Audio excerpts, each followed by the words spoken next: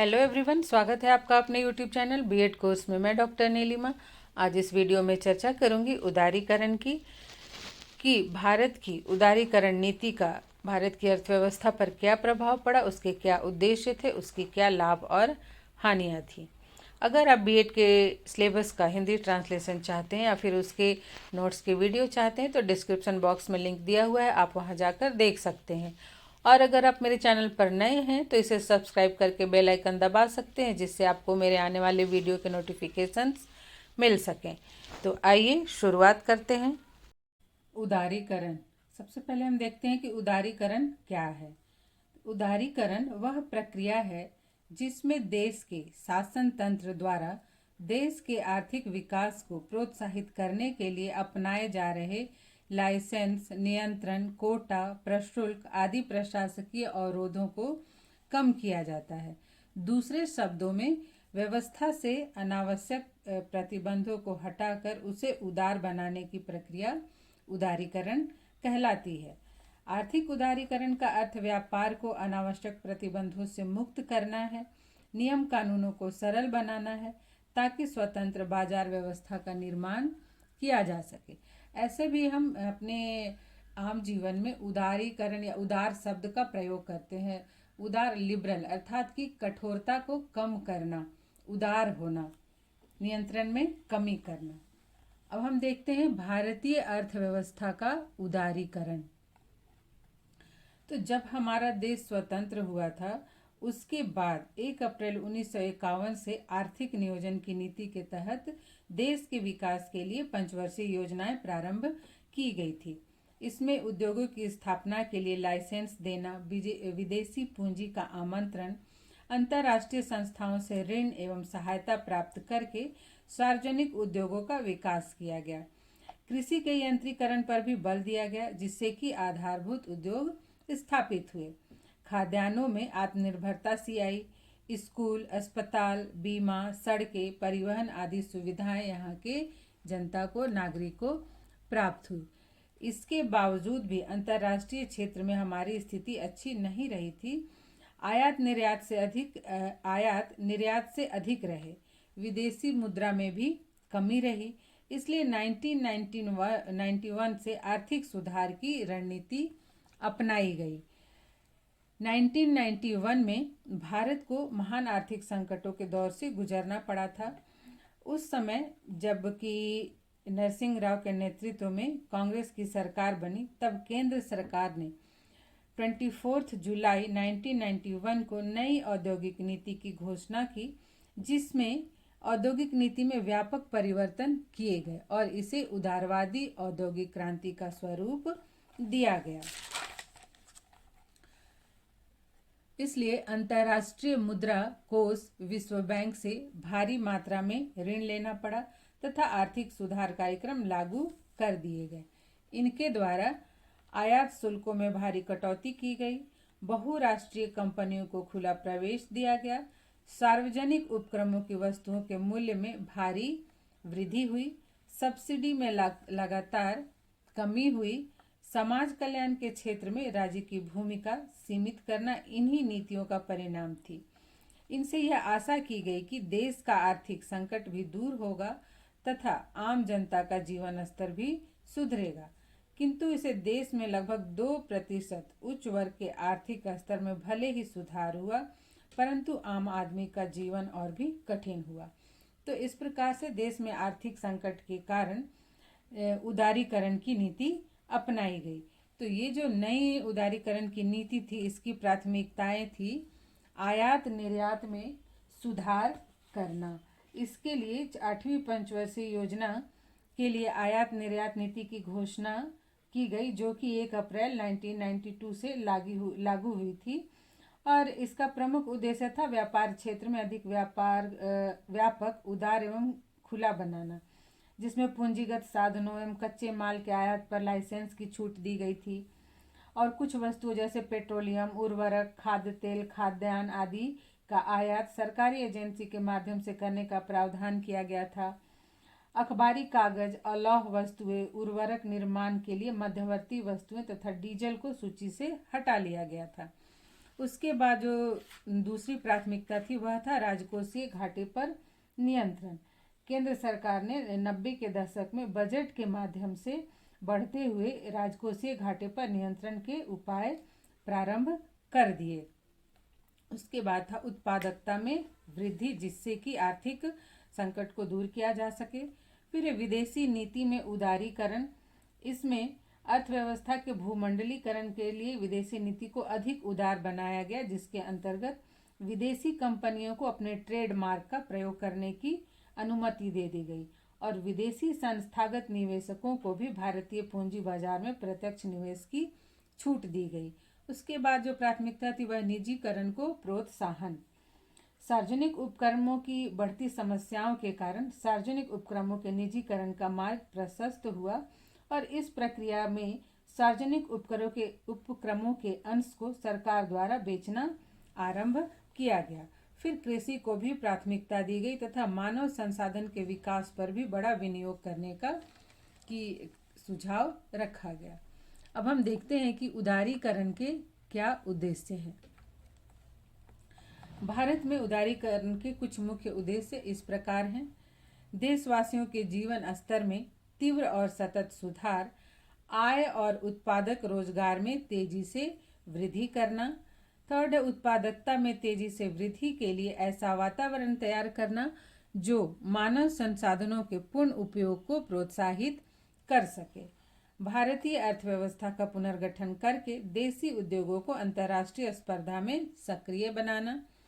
Fifth है ढांचागत सुधार, मुख्य रूप से औद्योगिक लाइसेंस प्रणाली और नियमन, विदेशी व्यापार और पूंजी निवेश तथा वित्तीय क्षेत्र में किए गए सुधार भी शामिल हैं। नेक्स्ट है भारतीय अर्थव्यवस्था का अंतर्राष्ट्रीयकरण, अर्थात सभी वस्तुओं जो कि उपभोक्ता सामान भी उसमें शामिल है के आयात की अनुमति। नेक्स्ट है सीमा शुल्क में कमी, विदेशी पूंजी का मुक्त प्रवाह, सेवा क्षेत्र में विदेशी पूंजी की अनुमति और रुपयों को पूर्ण परिवर्तनीय बनाने के उपाय करना। इसके बाद है नंबर 8, पिछली योजना के आधार पर उद्योगों का अधिक विकास करना, उद्योगों में कमजोरियों तथा विसंगतियों को दूर करना, औद्योगिक उत्पादकता में सुधार लाना, भारतीय उद्योगों में अंतर्राष्ट्रीय प्रतियोगात्मक क्षमता को विकसित करना। इस तरह से उदारीकरण के द्वारा भारतीय अर्थव्यवस्था को और भी सुदृढ़ बनाने का प्रयास किया गया। अब हम देखते हैं कि उदारीकरण की क्या विशेषताएं हैं। इसमें सबसे पहले नंबर 1 है व्यापार को अनावश्यक प्रतिबंधों से मुक्त करना। उदारीकरण नीति में व्यापार से संबंधित नियमों में ढील दी जाती है या उन्हें शिथिल कर दिया जाता है। ऐसे नियमों और कानूनों को समाप्त कर दिया जाता है जो कि आयात निर्यात अर्थात व्यापार में अर्थव्यवस्था के विकास में बाधा उत्पन्न करते हैं, अर्थात व्यापार क्षेत्र को और अधिक व्यापक, उदार एवं खुला बनाया जाता है। नेक्स्ट जो दूसरी विशेषता है वह है सीमा शुल्क में कमी। उदारीकरण नीति के अंतर्गत अंतर्राष्ट्रीय स्तर पर व्यापार को बढ़ावा देने के लिए आयात और निर्यात के सीमा शुल्क में कटौती की जाती है। वैसी इकाइयां जो निर्यात से जुड़ी हैं उन्हें निर्यात सहायता राशि देकर प्रोत्साहित किया जाता है तथा श्रेष्ठ गुणवत्ता और उत्तम तकनीकी आयात करने के लिए आयात शुल्क में भी कमी की जाती है। नेक्स्ट है निजीकरण को प्रोत्साहन।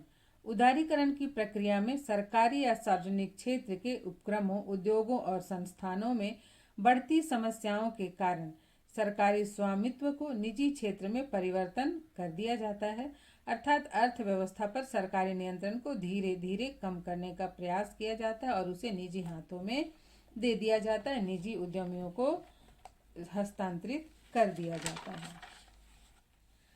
अगली विशेषता है करों में छूट। सरकार बाजार में व्यापार के लिए सकारात्मक माहौल बनाने के लिए तथा व्यापारिक गतिविधियों को प्रोत्साहित करने के लिए व्यापारिक करों पर छूट देती है, जैसे कि टैक्स पर छूट, टैक्स डिडक्शन जैसी रियायतें देती है। नेक्स्ट है मुक्त बाजार व्यवस्था का निर्माण। उदारीकरण की प्रक्रिया में मुक्त बाजार व्यवस्था का निर्माण होता है जिससे कि उत्पादों और सेवाओं की कीमत बाजार की मांग और पूर्ति पर निर्भर करती है। पदार्थों की कीमत पर भी सरकार का नियंत्रण नहीं रहता है। अब हम देखते हैं कि उदारीकरण के क्या लाभ हैं। विदेशी निवेश में वृद्धि। उदारीकरण के लाभ में सबसे पहले विदेशी निवेश में वृद्धि। उदारीकरण का सकारात्मक प्रभाव विदेशी निवेशकों पर पड़ता है। निवेशक ऐसी अर्थव्यवस्था की ओर आकर्षित होते हैं जो बाजार प्रणाली पर निर्भर हो और जिस पर सरकार का नियंत्रण कम से कम हो। भारत में भी उदारीकरण के बाद विदेशी निवेश नीति को अधिक उदार बनाया गया, जिसके अंतर्गत विदेशी कंपनियों को अपने ट्रेडमार्क का प्रयोग करने की अनुमति दी गई तथा विदेशी संस्थागत निवेशकों को भारतीय पूंजी बाजार में प्रत्यक्ष निवेश की भी छूट दी गई। विदेशी निवेश में America, Britain, Germany, Switzerland, Holland, Japan, France और सिंगापुर की भागीदारी बढ़ी है। इसके बाद जो लाभ है वह है सकल घरेलू उत्पाद दर में वृद्धि, जीडीपी में वृद्धि। जीडीपी का अर्थ होता है देश में उत्पादित वस्तुओं और सेवाओं का बाजार मूल्य। उदारीकरण के बाद भूमंडलीकरण की प्रक्रिया से जीडीपी दर में वृद्धि होती है। उदारीकरण के फलस्वरूप देश की अर्थव्यवस्था का भी विकास तेजी से हुआ है। उसके बाद है अर्थव्यवस्था का भूमंडलीकरण।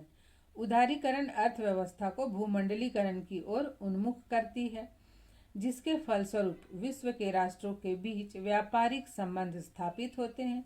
उत्पादित वस्तुओं, कच्चे माल, तकनीकी एवं व्यापार के आधुनिक तरीकों का भी आदान प्रदान होता है। इससे अंतर्राष्ट्रीय व्यापार को प्रोत्साहन मिलता है। नेक्स्ट है निजी क्षेत्र को बढ़ावा। उदारीकरण निजी क्षेत्र में विनिमय और नियंत्रण में ढील देती है, जिससे कि निजी क्षेत्र अपनी इच्छा अनुसार निवेश करते हैं, उत्पादन करते हैं और निर्यात कर सकते हैं। भारत में भी निजी क्षेत्र को बढ़ावा मिला है, जिसके कि अनुकूल परिणाम आ रहे हैं। नेक्स्ट है उत्पादन की गुणवत्ता में सुधार। आर्थिक उदारीकरण का सबसे बड़ा लाभ यह है कि व्यापारिक प्रतिस्पर्धा बढ़ जाती है, जिससे कि उत्पादित पदार्थों की गुणवत्ता पर अधिक ध्यान दिया जाता है तथा कीमत में भी कमी आती है।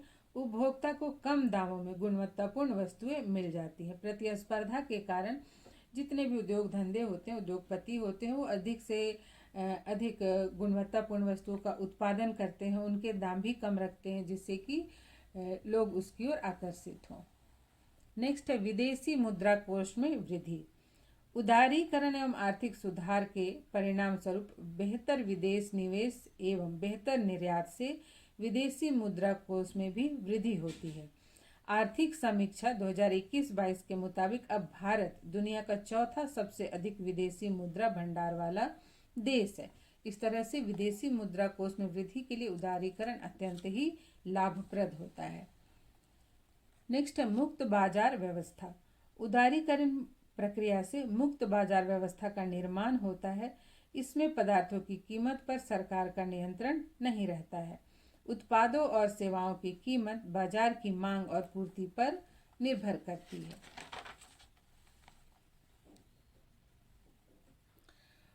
और नंबर 8 है संसाधनों का कुशल विदोहन या फिर संसाधनों से अत्यधिक लाभ उठाना।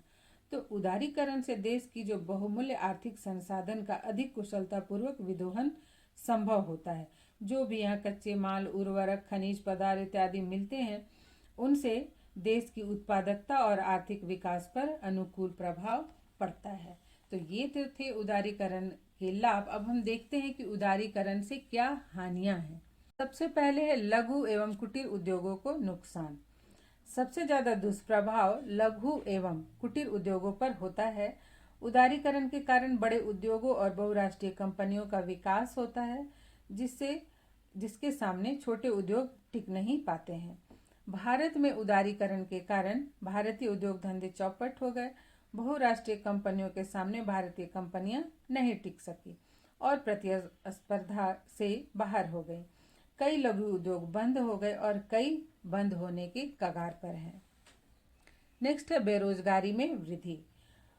उदारीकरण से उद्योग व व्यापार में वृद्धि अवश्य होती है, परंतु लघु एवं कुटीर उद्योगों के नष्ट होने से बेरोजगारी भी बढ़ती है।